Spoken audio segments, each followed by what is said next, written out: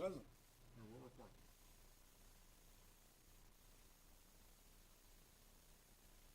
Item of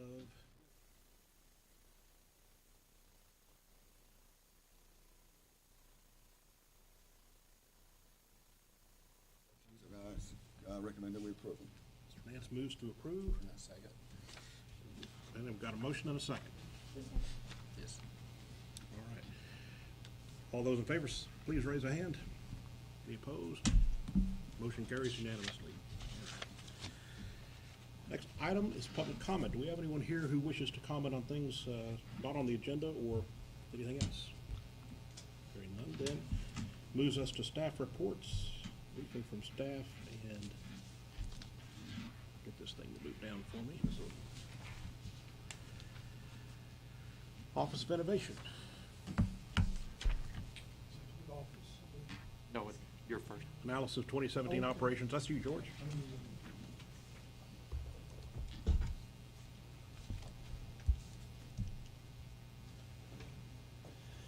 Good morning, Mr. Chairman, members of the committee. I'm George Bomar, Weather Modification Program Specialist with TDLR. Well, the solstice is still 2 weeks away, but summer is off to an inauspicious beginning. The subtropical ridge is strong and downright worrisome. It's looking somewhat like 2011. 2 of the 3 hottest summers have occurred in Texas within the most recent 2 decades. The other was in 1980, and this looks to be number 4. We didn't get the hefty spring rains that we normally get, and most of the outlooks say that the summer is going to be hotter and drier than usual. Just to give you an idea of the kind of weather that our weather modification projects have been dealing with so far this year. We had the hottest spring on record in cities like Austin and Midland, and our climatologies go back at least 100 years, so this was an extraordinary spring. Third hottest spring in Amarillo and Lubbock. Amarillo had the second driest spring on record, barely an inch of rain in March, April, and May combined. Abilene, Midland, and Lubbock all had among the 10 driest springs on record at those locations. On the agenda, I've identified a number of things that I wanted to report to the committee on today. First of all, we have the completed analysis that was done by Dr. Ruiz at Texas Tech University for operations conducted during 2017, and his analysis covers 4 of the 5 rain enhancement projects that are still in operation, continuing in 2018. The analysis in 2017 was for the Panhandle, West Texas, Trans-Pecos, and South Texas projects, and the South Texas project includes that of the Edwards Aquifer Authority. 365 clouds, that was the total that was seeded on 91 target operational days in 2017. That's somewhat more than in 2016 when there were 306. The seeding season began on March 21st, ended on October 3rd. 95% or 19 out of the 20 operational days were done from May until the end of September. The numbers that Dr. Ruiz generated in terms of variables like precipitation flux, precipitation mass, and so on are similar to those that he reported for 2016. Precipitation mass in seeded storms compared with non-seeded storms was more than double, and that is almost exactly what research done in the 90s and the 2000s said would happen using glaciogenic or silver iodide seeding. A total of 3,706 flares were dispersed. 241 of those were hygroscopic. The timing for small clouds was 94%, which is an excellent number. The meteorologist doing a fantastic job recognizing seeding opportunities when they occur and mobilizing aircraft to seed them in a very timely fashion. The estimated amount of additional water created from seeded storms, the single clouds only, more than 250,000 acre-feet, and that's almost identical to what was estimated during 2016. So we're seeing some remarkable consistency in output from storms that we know were seeded. Of course, large clouds are much more prolific as rain producers, and the Texas Tech study estimated more than 1.6 million acre-feet were generated from the convective clusters. And he also, as usual, estimates output from type B clouds, which are those that develop outside of the target and move into the target and usually have long lifespans of several hours. The amount estimated produced from those types was 2.1 million acre-feet. I also provided an analysis done for the other rain enhancement project, the one that's based in Stamford and includes a number of counties in the Rolling Plains region of Texas between Abilene and Wichita Falls. The analysis reflects similar percentage increases in seeded storms for that target, just as we saw from the other 4 targets that were assessed by the Texas Tech study. The main result of the analysis done for the Rolling Plains project shows there was a 55 to 74% increase in the rainfall rate 20 minutes after the initial time of seeding.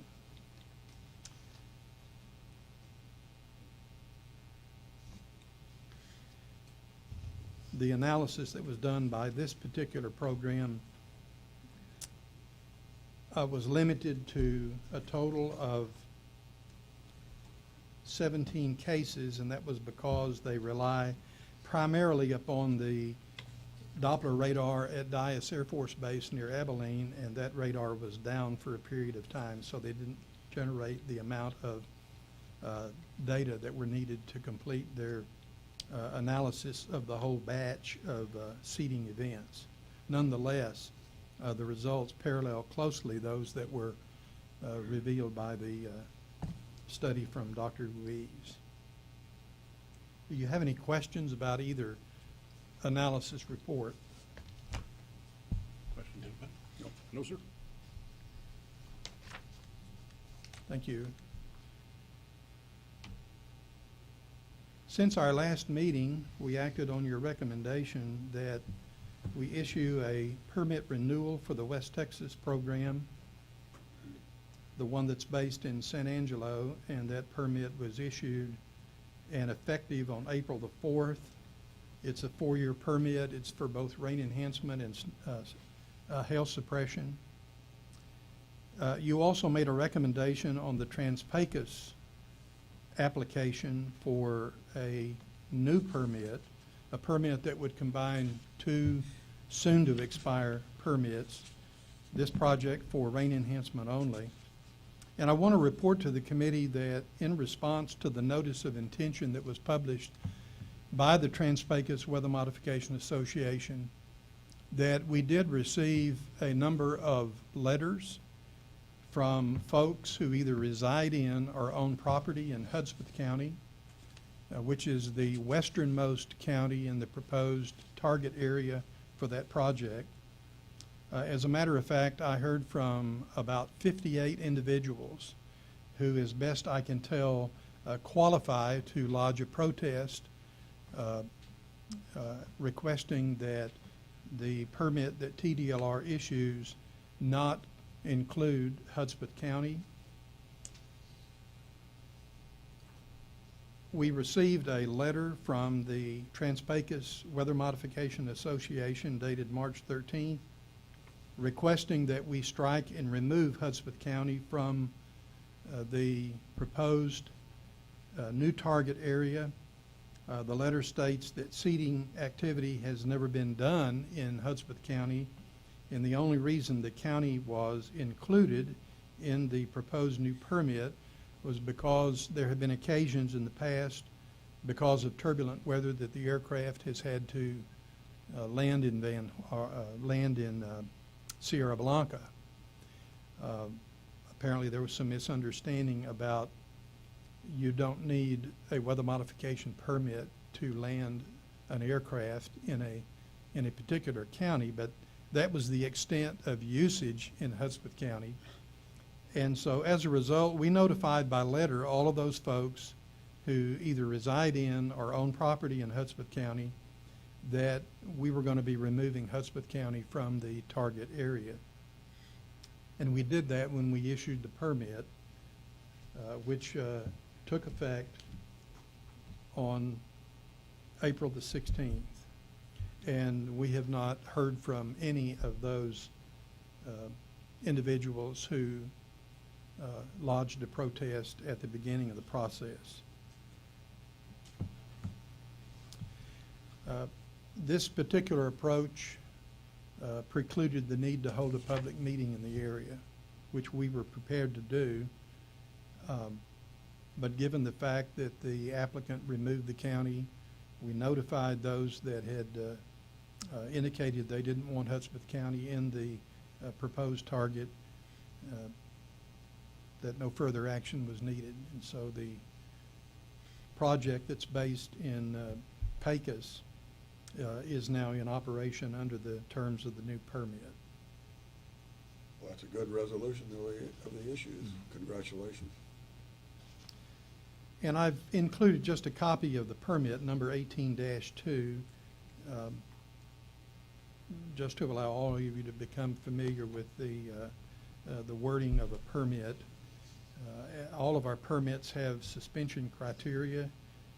A very important piece identifies the conditions under which seeding operations will be suspended given undesirable weather conditions.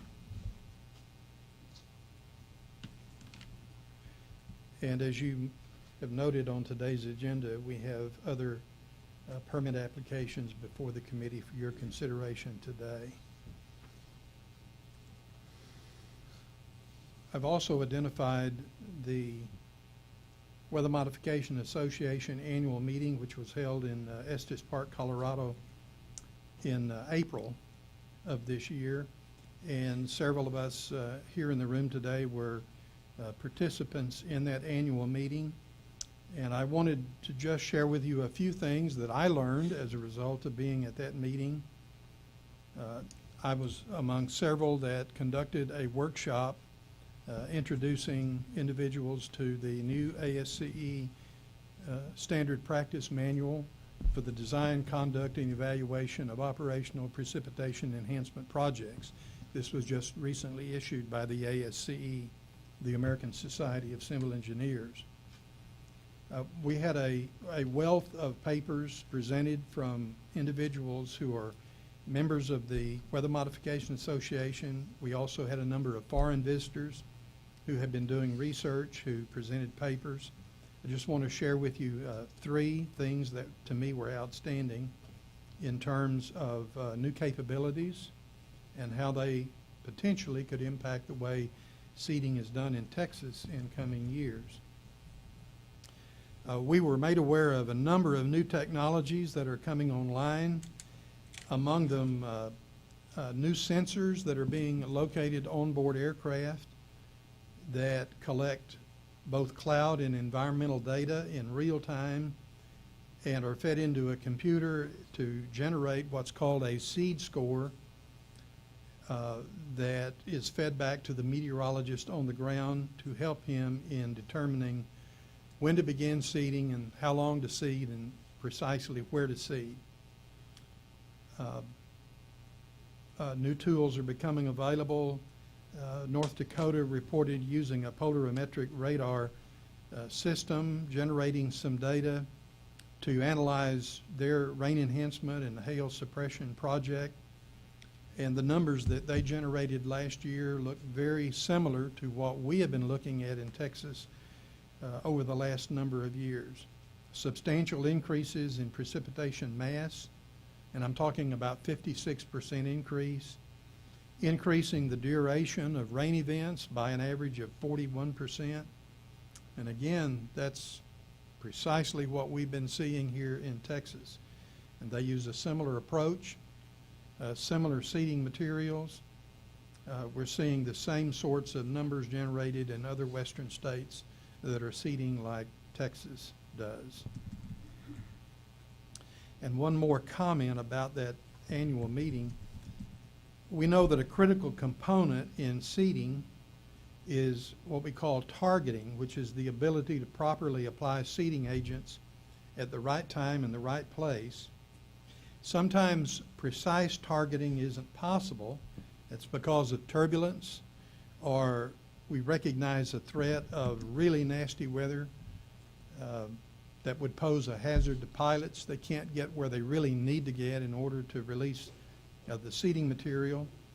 Well, the University of Colorado researchers, using grant money from the United Arab Emirates, have now developed and are assessing the utility of autonomous unmanned aircraft, what we call drones, that use real-time cloud and environmental data to sense, to target, and to initiate seeding. And we had a demonstration given at the annual meeting, and this is going to need further development, but there's a lot of potential here to be able to keep human beings on the ground and still do very effective seeding, targeting more precisely than we've ever before.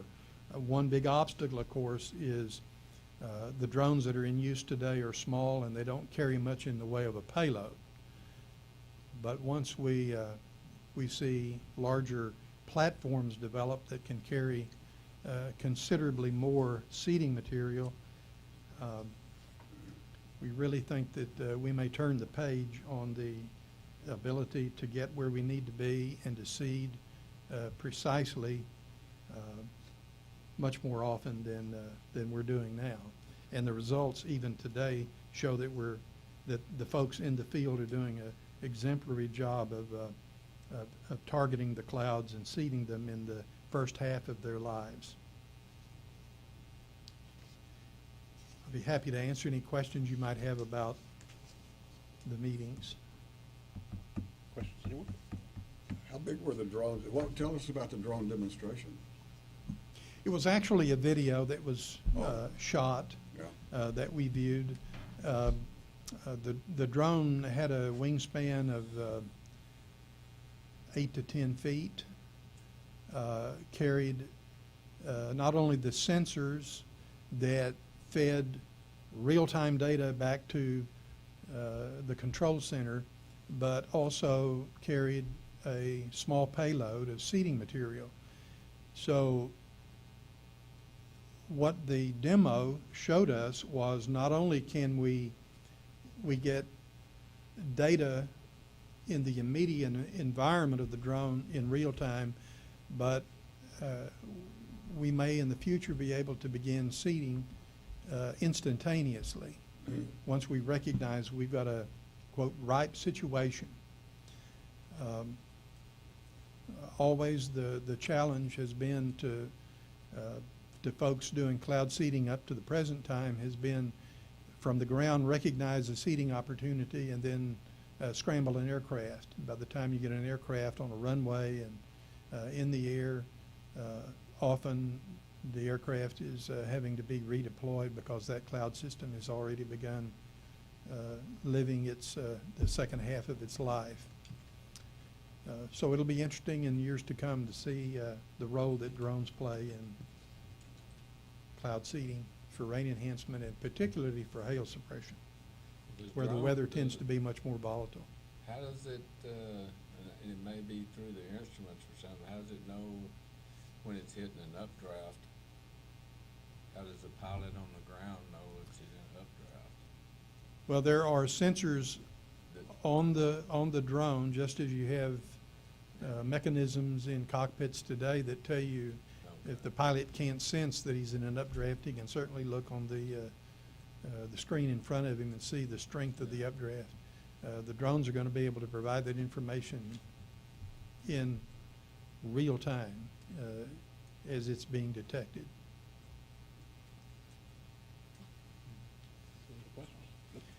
There have been several pieces of material that have been in the news media, and I've copied those for you. There is a article about counties in west central Texas planting a seed for rain. That's the Rolling Plains project that I mentioned earlier. And outstanding about that article is a comment made by somebody that has been responsible for organizing that cloud seeding effort, said that when the program started several years ago, Lake Stamford was nearly out of water. And I checked yesterday and the lake is 80.7% full. So the folks are encouraged to continue doing what they've been doing in the last several years with cloud seeding.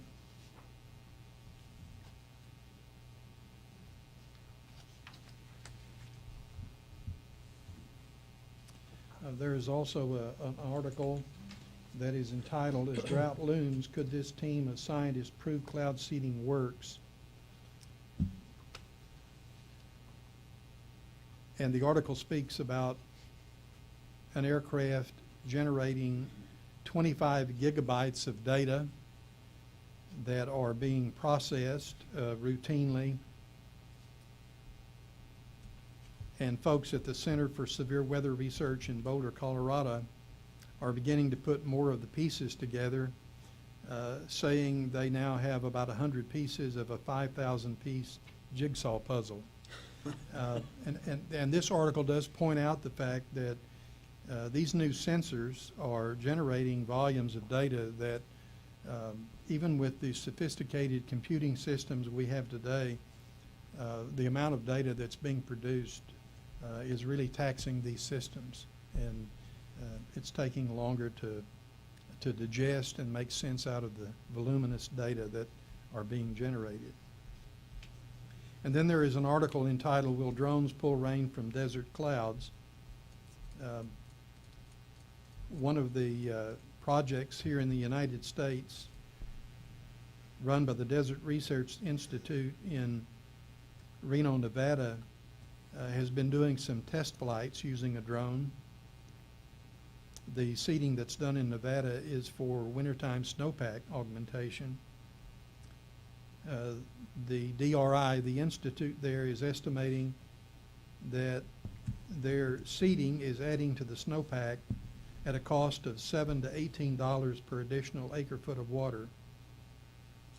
And they estimate in recent years that their project has produced from 20,000 to 80,000 acre-feet of additional precipitation annually. And this relates to an earlier question about the performance of drones being used for seeding. Last May, the Desert Research Institute was able to fly a drone up to 1,200 feet, at which point it released a pair of silver iodide flares. And by the time the research initiative ended last year, they had a drone that was flying for 30 miles. So some headway is being made with some new capabilities.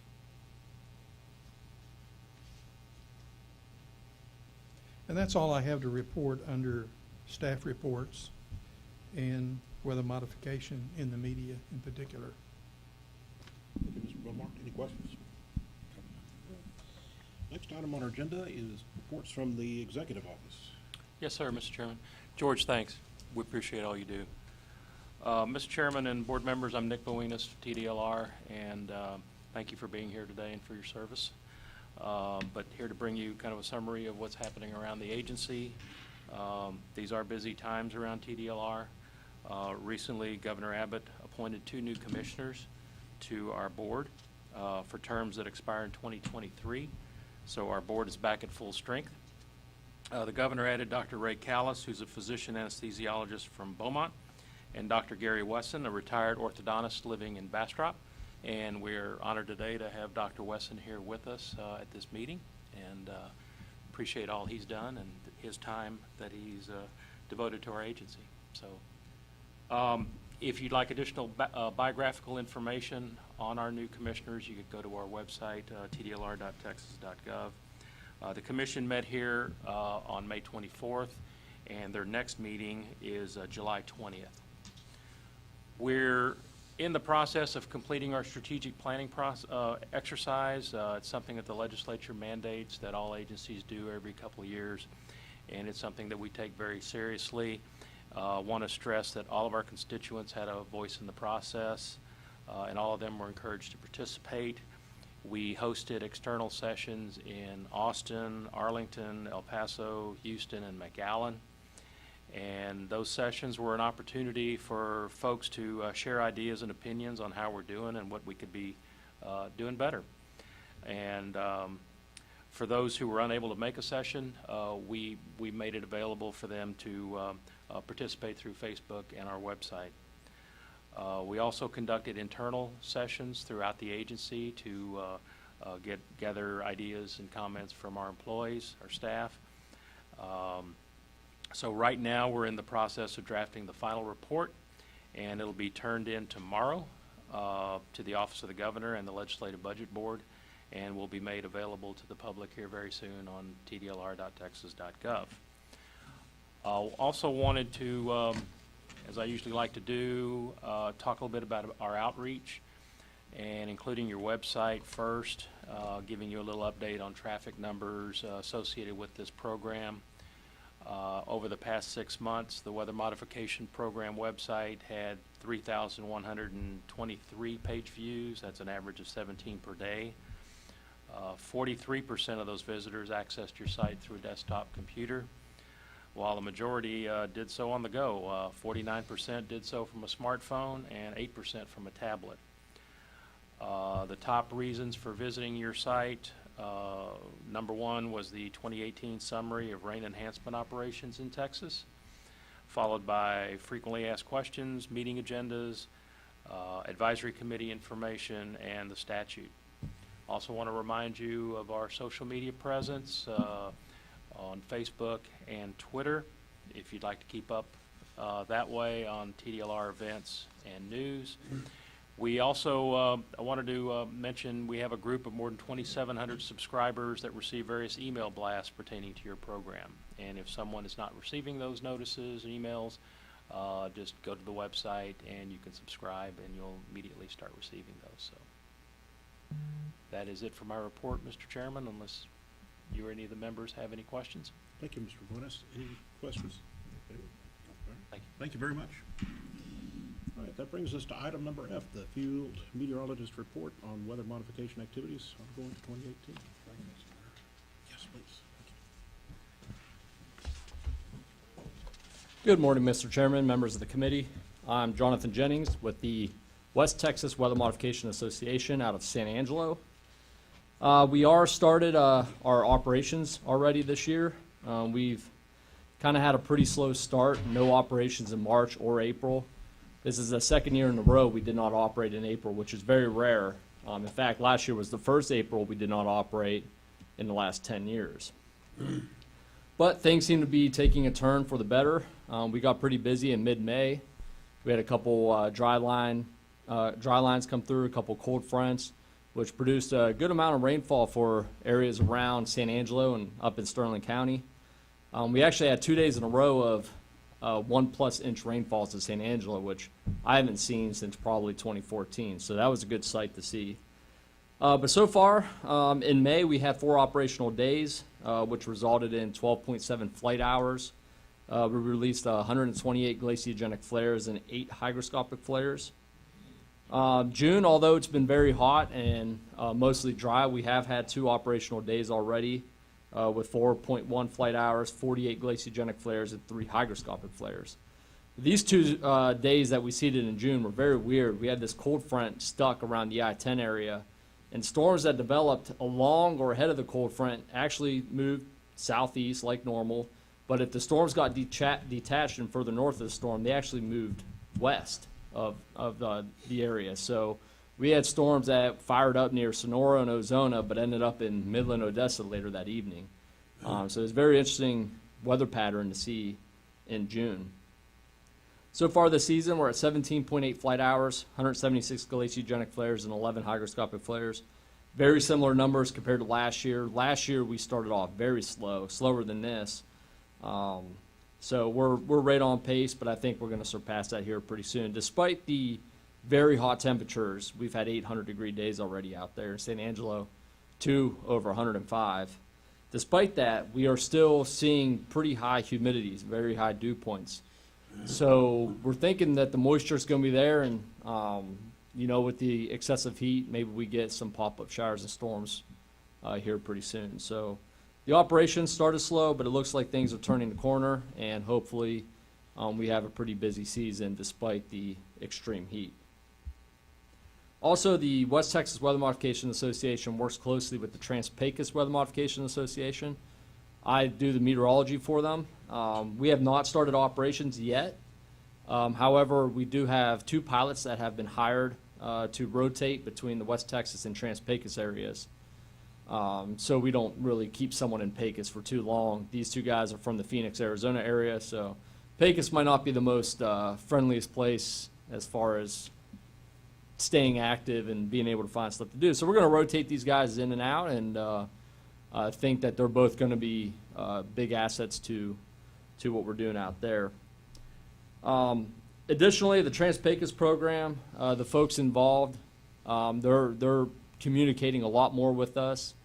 Their passion seems to be ignited a little bit. I think we're going to start seeing more consistent and longer seasons from them in the future. They're trying to look for other ways of funding the program to be able to do the cloud seeding for not just half of Pecos County, but the entire county connecting to Crockett County, which is the western edge of the West Texas Weather Modification Association. So there's a chance here next season, or maybe even sometime this season, that the 2 programs end up being connected geographically.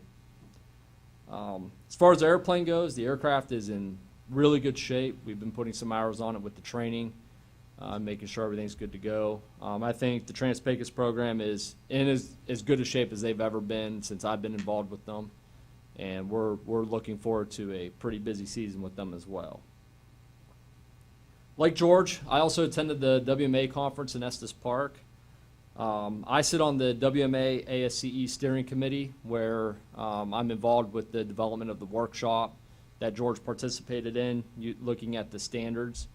Although the WMA doesn't require certified operators or managers to have a background in the standard, I did mention to George that might be a good idea to bring over to the TDLR at some point. A lot of really good stuff in here, and it gives validity to what we're doing, and also sets a standard for the entire state. I think it'd be great if we all operated as one instead of multiple programs operating a little differently here and there. So that's something I want to work with George with down the road. Also, I presented an update on the operations from 2017, and I discussed a little bit with you guys the precipitation rain gauge analysis I did to confirm Dr. Ruiz's report, and that seemed to be well received.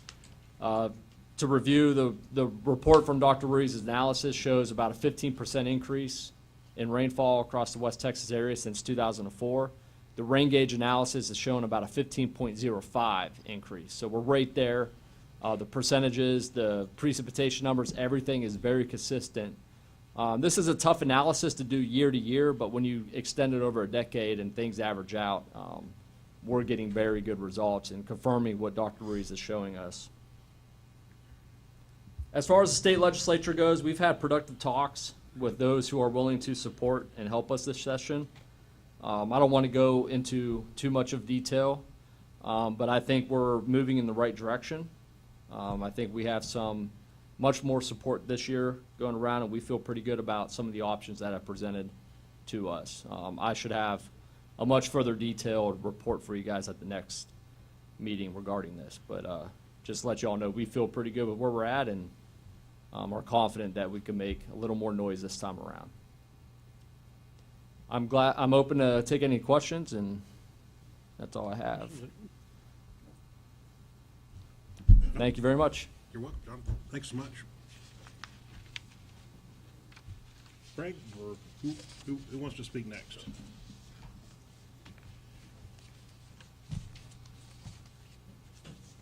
If anybody. And it's okay, y'all don't have to.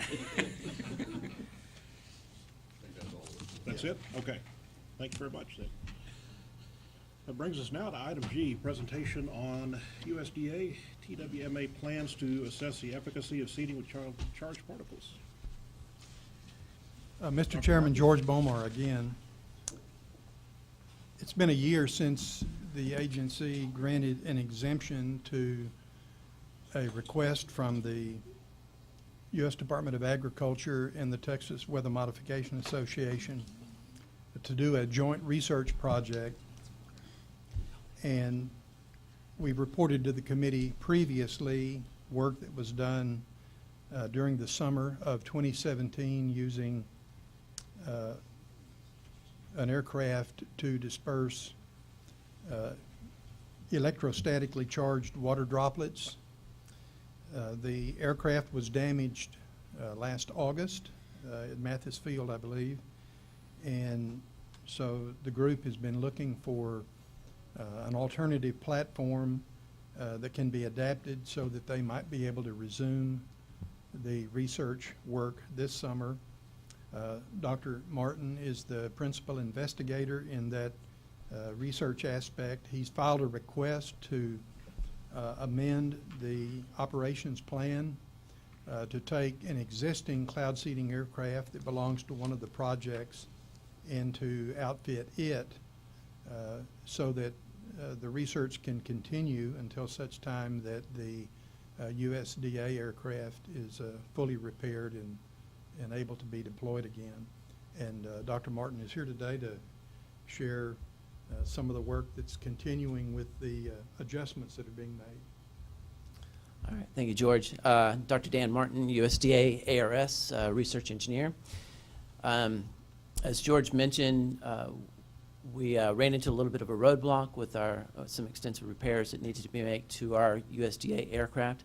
So we have looked at an alternative plan to modify existing aircraft within the West Texas Weather Mod program to enable us to continue to collect data this summer. It's a very important project, and we need to continue collecting as much data as possible, seeding as many clouds as possible so we can see the effect that we're having. Last year showed very promising results, and so we're looking forward to being able to continue that work with the existing aircraft within the fleet. And so as soon as we have some opportunities, we're going to be making the final installations early next week, and then we'll have a chance, hopefully from then on this season through September, October, to test the application system. So that's where we stand right now. We're trying to plug along, even though we can't use our USDA aircraft. Do y'all have any questions? What does that entail to put, like the aircraft you got now, trying to make it like a spray plane? I don't, how can you Okay, tell me what? very good. I know what you're saying. I know it's going to be difficult. I won't get into a lot of detail, but there are ways to use existing equipment on that aircraft to turn it into a smaller spray plane, very limited basis, but enough so that we can seed one cloud at a time. I've been working with Craig to work on the logistics of that, and that's what we're going to nail down next week. Most of that is already done. We just have to do the final installation and testing next week. But I think it's possible, and it's going to be very exciting, actually, to be able to use a different platform other than $1 million aircraft that we own, using something that a lot of the weather modification projects may currently be using, and being able to modify that to do what we want it to do. The USDA paying for that? Or is the West Texas Weather Mod paying for that? I don't know the details on that. I'm sure we'll work out something. Well, that's probably one question for me, is just personally where I live is what I was saying. I don't really know ask that question. But we had such good success with the technique last year. We want to continue that and see if we can generate and enhance more rain for the state. Any other questions? What about fixing the USDA airplane? It's being repaired right now. It's new estimates are in the hundreds of thousands of dollars, and so it's a little tough to access that readily. Our administration is trying to figure out how to get that repaired as soon as possible, but estimates are that it'll be very late in the year, past the seeding season for us. So we have to look at alternatives to be able to continue to do what we want to. Anybody else? Okay. Thank you, sir. Thank you, gentlemen. Appreciate you coming. Ladies.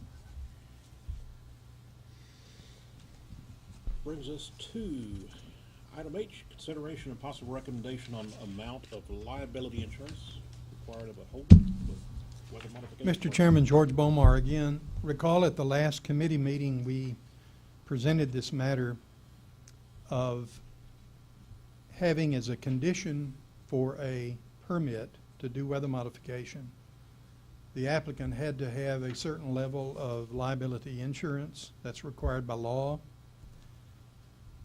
As a result of an audit that was done of our program within the last year, one of the questions raised was, how did you arrive at the $1 million liability insurance threshold? And I've been involved with the program here at TDLR for nearly 20 years, and I couldn't recall whether a previous advisory committee meeting had ever touched this subject or not. As a matter of fact, for the time that I've been involved in the program, I don't know that there's ever been a meeting involving an advisory board at which the amount of liability insurance was specified or recommended be specified by the agency administering the act at the time. Our minutes of previous advisory board meetings only go back so many years. It's my belief, since I've been involved with the program since 1975, that $1 million threshold has always been there. I did some research to determine what thresholds exist in other states that issue weather modification licenses and permits. And I found in a number of instances that the amount is the same as what we have maintained here in Texas. For instance, in Colorado, the requirement is at least $1 million or 3 times the value of the weather modification operation, whichever is greater.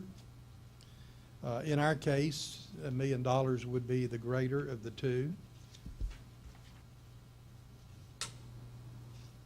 Several other states, Oklahoma, for instance, in the rules of the Oklahoma Water Resource Board, the level of insurance required is $300,000. The state of Utah has a threshold of,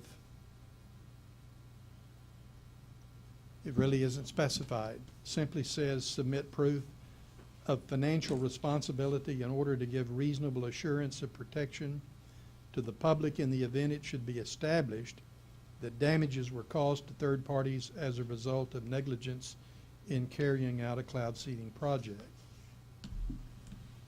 In North Dakota, their rules require $1 million in commercial general liability. And finally, one more, and interestingly, this one is in Pennsylvania.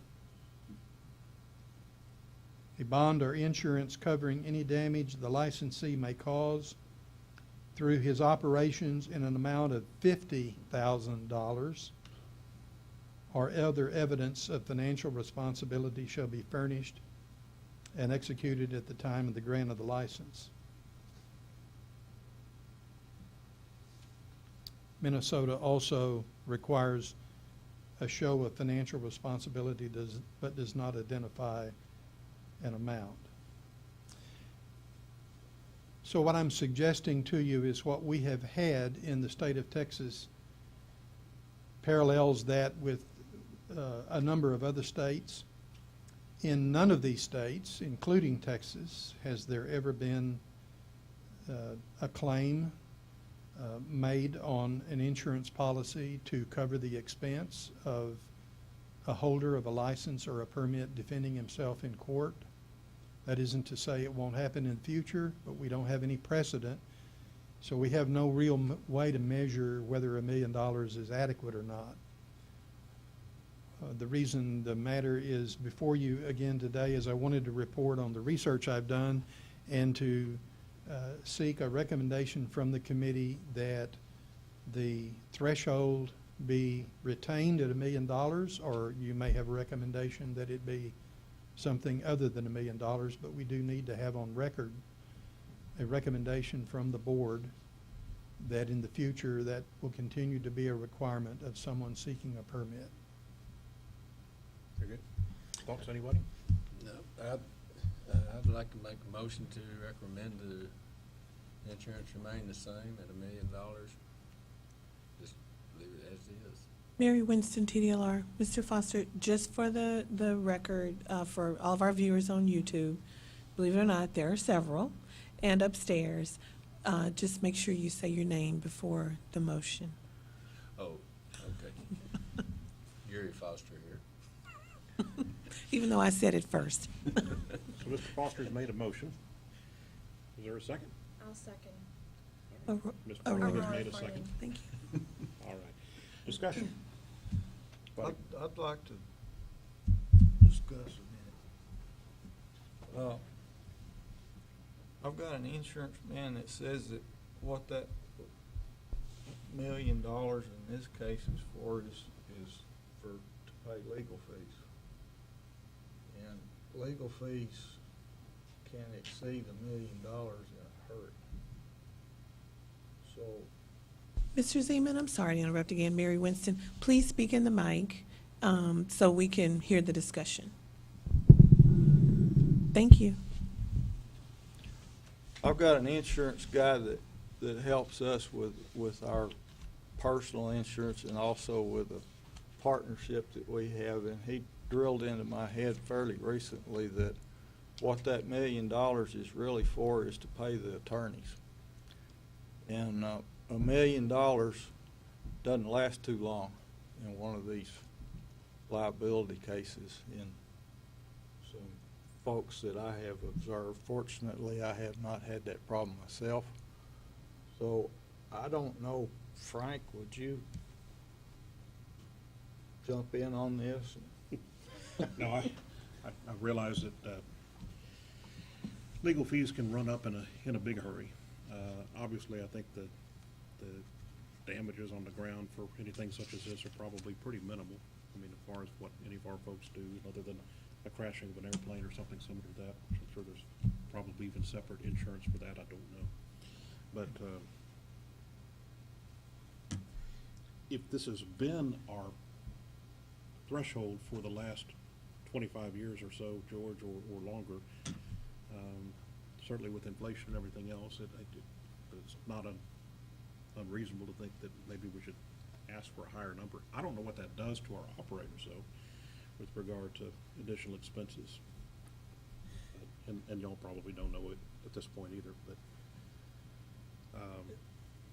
It seems to me that the $1 million is consistent with the other states, so I would suggest that while it's, we never know what's gonna happen, I'd suggest that we remain consistent with the other states. There's never been a claim. I would submit, That's the That means problem. anything. Yeah. well, There's I never would been a submit claim. that until there is a claim or we have evidence to think otherwise, that $1 million is a pretty standard amount of commercial liability. Or from my experience, that's what we've been suggested that we carry. I would say unless there was evidence otherwise, we should leave it at $1 million. But that's my opinion.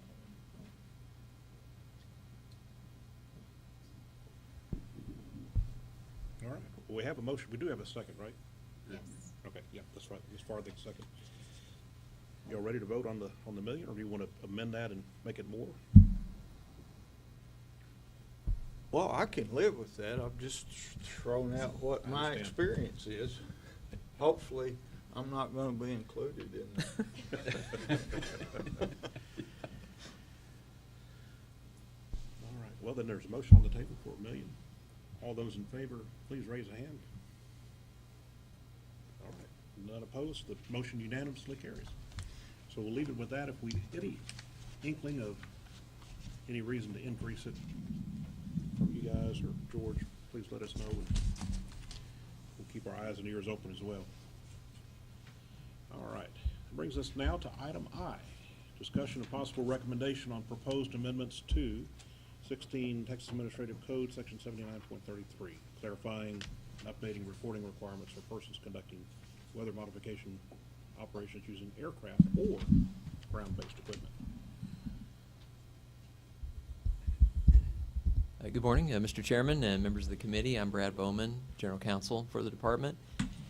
I'm going to present this proposed rule item to you. And kind of like the last item, it results from a finding of the TDLR's internal auditor. So we're trying to clarify some language in the rule to address that finding.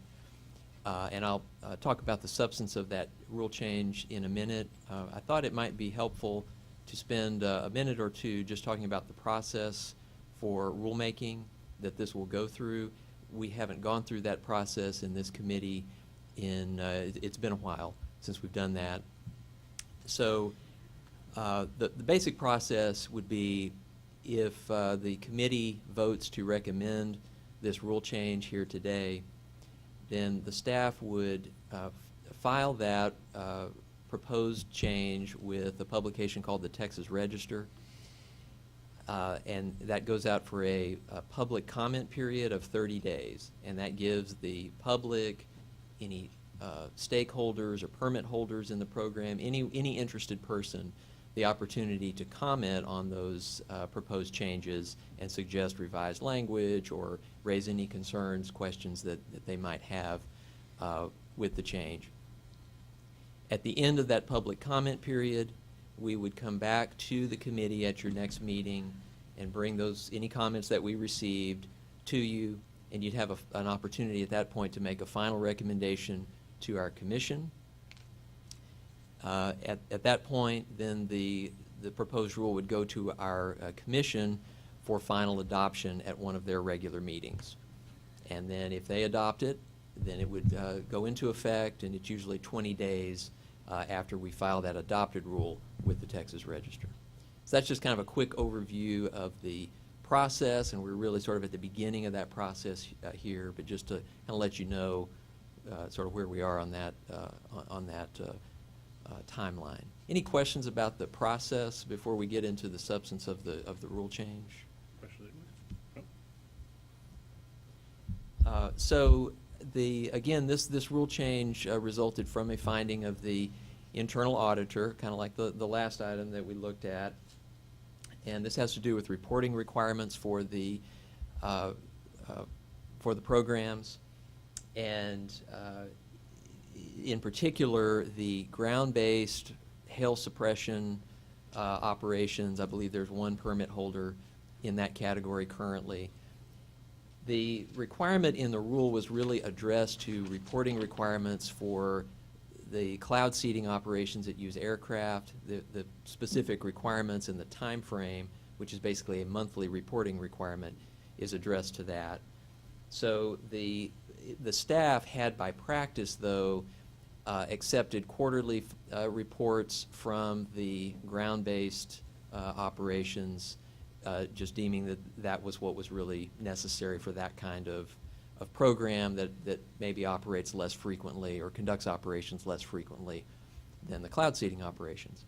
The internal auditor pointed out that wasn't consistent with the text of the rule, and so you had this item on your agenda at your last meeting and agreed that the quarterly reporting for the ground-based operations was appropriate. And so this rule change is kind of to carry that into effect and put that into the department's rules. And so it really separates out now between the cloud seeding operations that use aircraft and continues the reporting requirements as they have been, and then separates out a new subsection for the ground-based operations and allows quarterly reporting for those kinds of operations with some requirements that are more tailored to that kind of operation.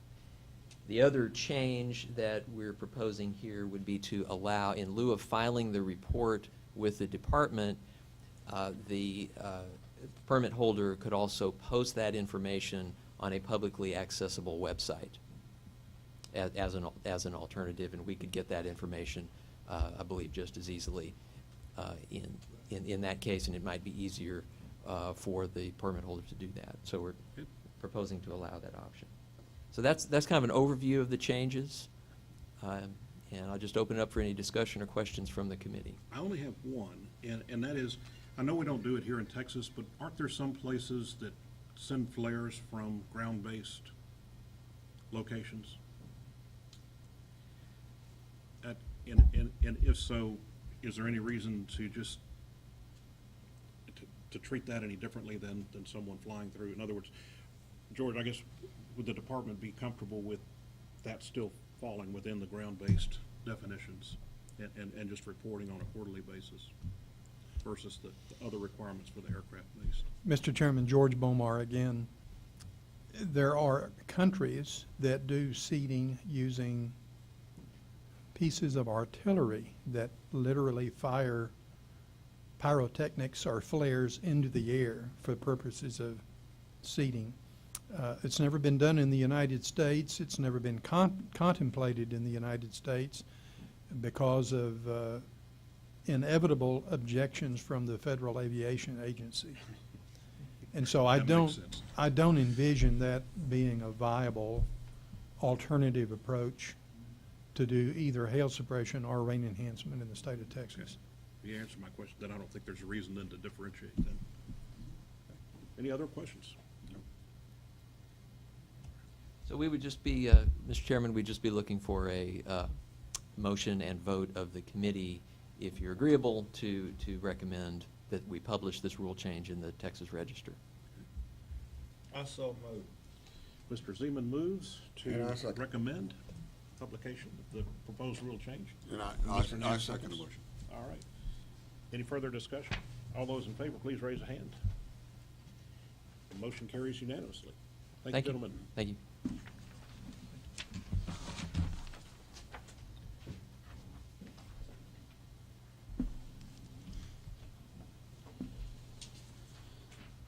All right. Brings us now to item J, consideration of possible recommendation application to an amendment to the 2018 license for the South Texas Weather Modification Association. Mr. Bomar. Chairman, George Bomar again. TDLR has received an application to amend an existing license from the South Texas Weather Modification Association based in Pleasanton. The association has hired a new meteorologist. His name is Kerwin Teixeira. Mr. Teixeira is with us today. I have attached a resume and a list of other qualifications as well as publications that Mr. Teixeira has produced. I do want to point out that he holds the requisite degree in meteorology. In fact, he has a Master of Science in Atmospheric Science from the University of Nevada. And so he more than qualifies academically, but also in terms of professional experience. He has been an operational meteorologist involved with the DRI, or Desert Research Institute's weather modification program since 2016. And so he has more than the requisite 6 months of field experience in weather modification activities in order to qualify to be on the license of the association. Very good. Any questions for Mr. Beaumont? Mr. Teixeira? No.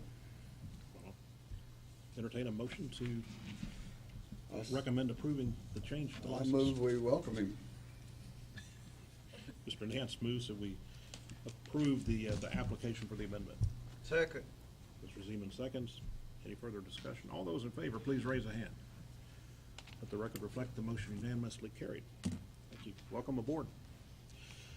All right, brings us to consideration and possible recommendation on an application for a new weather modification permit for the seeding operations and atmospheric research program out of Stanford. Beaumont. Mr. Chairman, George Bomar again. The Seeding Operations and Atmospheric Research Program, the SOAR program, currently holds 2 permits from TDLR to do cloud seeding for rain enhancement in the Rolling Plains region of west central Texas. Those 2 permits are due to expire later this month and in July. And so the permit holder has applied to the agency for a new permit that would combine the 2 previous permitted target areas into one. We have the application before the committee today. The applicant has published the notice of intention in the newspapers for the required 3 weeks. There's been a window for public comment of 30 days that has now run its course. We did not receive any request for information. We didn't receive any protests or any request for holding a public meeting. The operations plan is a part of the permit application, and it is before us today. It reads similarly to the way the SOAR program has been doing cloud seeding over the last 3 summers for the Rolling Plains region. And I've also included a copy of the contract between the SOAR program and the Rolling Plains Water Improvement Association. And the reason I've done that is it is a requirement in our rules that an applicant for a permit may request a permit of a duration that is equal to the length of the contract. And as you can see from this agreement, one of the terms is the seeding will be done from 2018, concluding in 2022. So we do have before us a 4-year contract. The request is for a 4-year permit that would take effect this month to enable that program to continue seeding without any interruption. There's also a certificate of aircraft insurance. I have the affidavit from the Abilene newspaper verifying the fact that the notice ran for 3 weeks. And again, as I said, there had been no public request for a public meeting. Questions? I move that we recommend the approval for the permit for the SOAR operation. Second. All right. So we've got a motion to approve the SOAR application and a second. Any further discussion? Anybody? All right. All those, please, in favor, please raise a hand. The record reflect the motion carried unanimously. We all get along so well up here, don't we? All right. So that brings us to recommendations for agenda items for the next committee meeting. Does anyone up here have anything? I know George probably has some things. We're silent on this end. Mr. Chairman, George Bomar again. There will be another likely permit application, this one from Belding Farms, for a new hail suppression permit sometime in the fall. The current permit held by Belding Farms expires in January of 2019. I anticipate I'll have an application for a renewal sometime late October, early November at the latest. My recommendation would be that the committee plan to meet in order to act on that permit application there is another matter that's happening before the fall, and that is the renewals of the 7 weather modification licenses. The current license for each of the projects will expire the end of August. However, I don't anticipate that any of the projects will have folks to add to the license. Don't anticipate there will be any amendment requested of any license. So it'll be a matter of just receiving the application, processing the payment of the fee, and ensuring that the people on the license will remain the same as during fiscal year 2018. The committee could meet for that purpose, but unless I receive something not expected, I would anticipate the agency would be in a position to renew those permits, those licenses, without having the need for your assistance, if I can put it that way. I understand what you're saying, and I don't have any issue with that at all. I don't know if anyone does. And is there, No changes. Brad, is there any legal reason why we would need to meet? You know, Mr. Chairman, for the rule item, whatever date you pick for your next meeting, we'll plan on filing that and having it ready and the comment period concluded by the time of that meeting. So that I think we're flexible on that. Okay. So if we were to meet in November, December, is that what you're suggesting, George? We have a couple of dates to Which offer. opens us up to item number N. Yes, Mr. Chairman, Nick Bowinas, we've got November 8th and November 15th set aside. They're both Thursdays at 10 a.m. if you'd like to continue meeting at that time. Just look at my calendar. It's probably either one is fine. November 8th or 8th or 15th. 15th? Anyone have a conflict on any of those days? I think I'd prefer the 8th over the 15th, personally. Anyone else? 15th would probably be better for me. I got deer hunters coming. I can do the 15th. I'm just kind of thinking about. So general consensus, the 15th? Okay. Thank you. Thank you. If we want an update from Dr. Martin, would we need to put that on the agenda?